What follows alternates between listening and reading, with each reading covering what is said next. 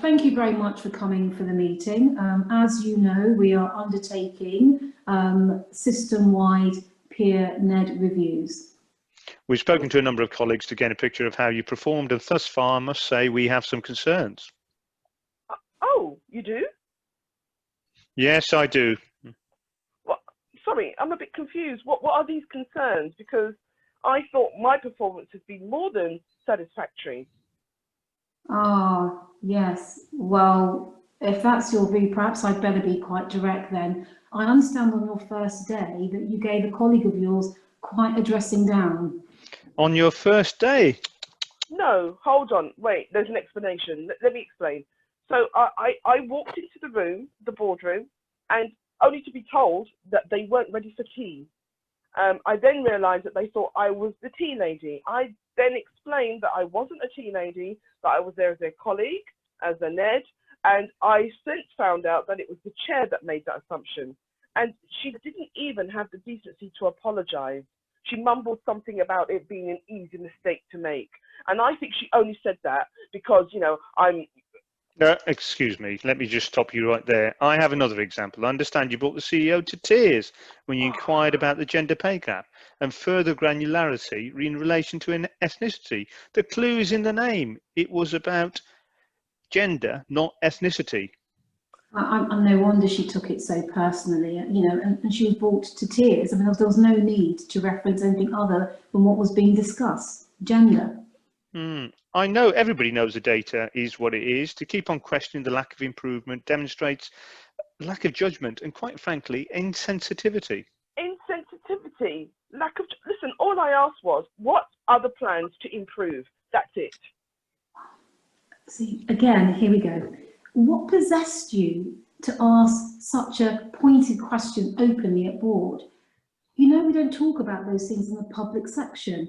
We have a part B for that. But why don't we talk about those things?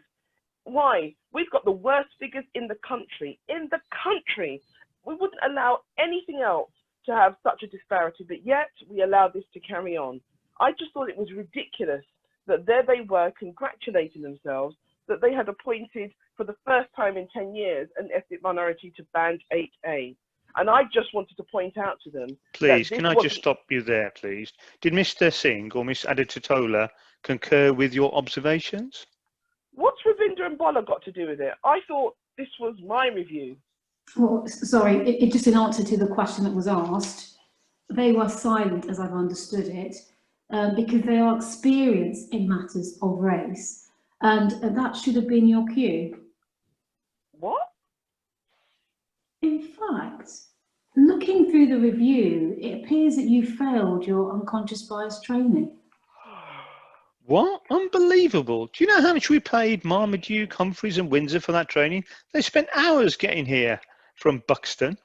Listen, I don't know how much you paid, but you should get a refund because it was not very good at all. Shocking. I fear that you don't understand race, so we're considering putting you back on the unconscious bias course. The facilitator said that they would do a special course just for you. I mean, to be fair, you don't want to be known as the black woman always talking about race. We didn't mention it, so it's to learn from us. Remember, your second term is up for consideration. You know what? You're right. I don't want to be known as that, but I do want to be known as someone who provides suitable challenge and asks questions to ensure that we are meeting our public sector equality duty. I want to know that we are certain and confident that we're doing everything we can on diversity and inclusion, because that's what we owe our patients, our communities, our workforce. Can I just stop you there, please? Look, you're persistently being very aggressive. There's no need to do that. Yes, we know all about diversity and inclusion, and we know our duties. Thank you very much. But Rome wasn't built in a day. We are all committed to it.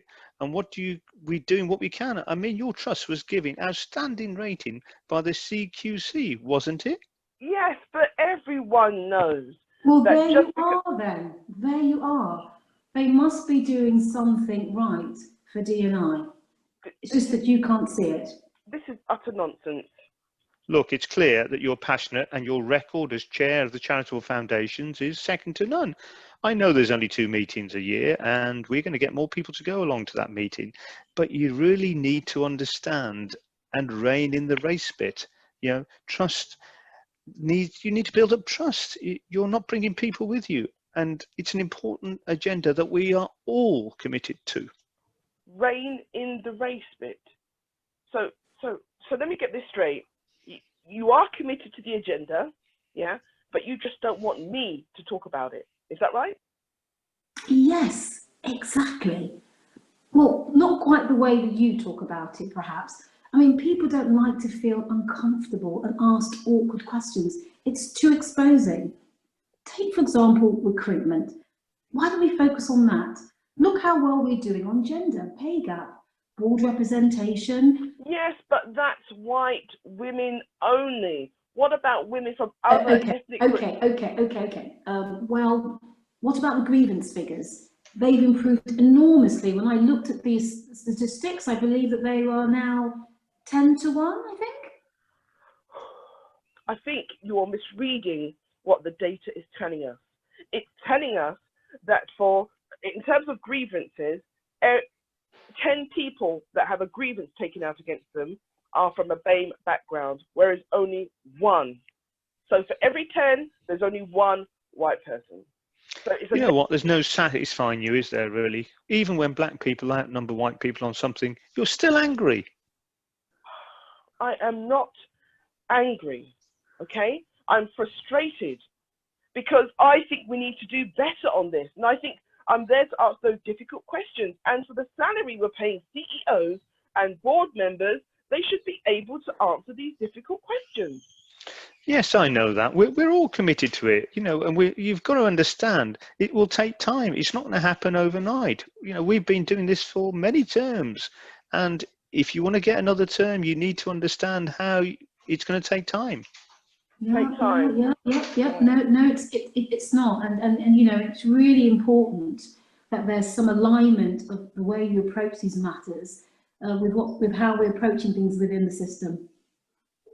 Now, if you excuse us, we have another meeting with something called the Seacole group, pushing for more BAME representation on boards. Okay.